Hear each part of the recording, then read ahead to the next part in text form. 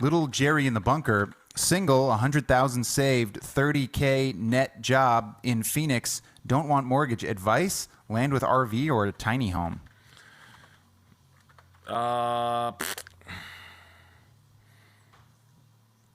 Tiny home you can Airbnb. The experiential stay on an Airbnb is for a tiny home is not bad if you're outside of anywhere that has no limitations on it. The hotel lobby is always going to beat your ass when it comes to Airbnb, but it's still going to exist. You've got more. Believe it or not, you probably have more freedom with a tiny home than you do with a camper. Believe it or not, and I know you'd be like, "Well, I could tow a camper wherever I want." Yeah, but you got to buy the land and set up the infrastructure. You know what I mean? Like, whereas you can just buy a tiny home and travel and leave it there and then rent it out. And people will still spend $1 a night, $1.25 a night on a tiny home, or $1.75 a night for a tiny home if it's good looking enough. Camper, yeah. Campers are cool, but campers are like for right now. If you're crazy, you're on Facebook Marketplace looking for failed tiny home experiments from rich people. I bought one like that. I finished it. I rented it out. I made $40,000 a year on it. I literally stopped because it was annoying. Tiny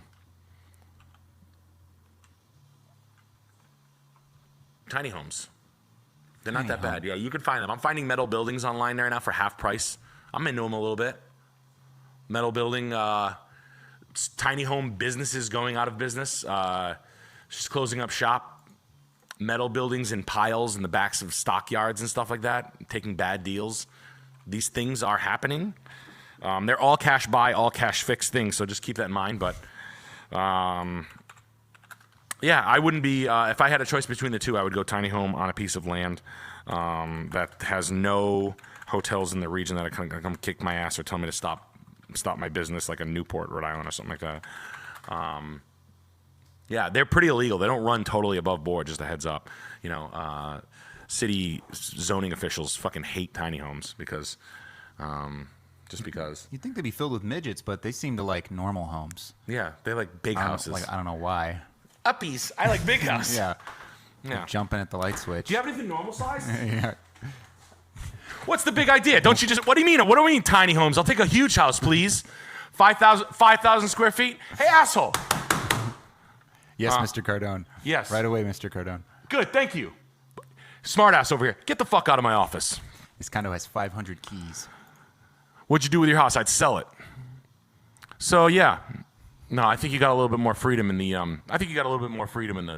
Believe it or not, because campers. Although you can steal a camper right now, but I don't want to talk about a $100,000 camper priced at $35,000. I want to talk about a $6,000 camper that's livable. Right now, the toys are on sale. Everything's going. Camper repossessions through the roof. Auctions right now, car auctions with campers.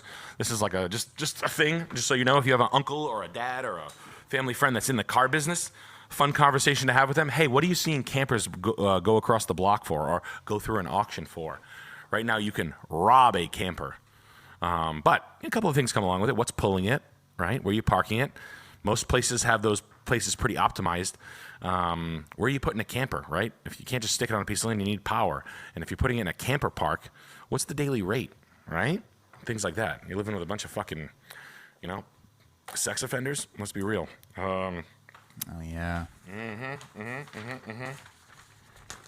Strategic housing. It's 5 miles from a school. Right. What are those? The Chomo motels or whatever? Yeah. 3432 City, St. Charles, Missouri. Do you have anything? Yeah. Yeah. I was thinking probably cheap.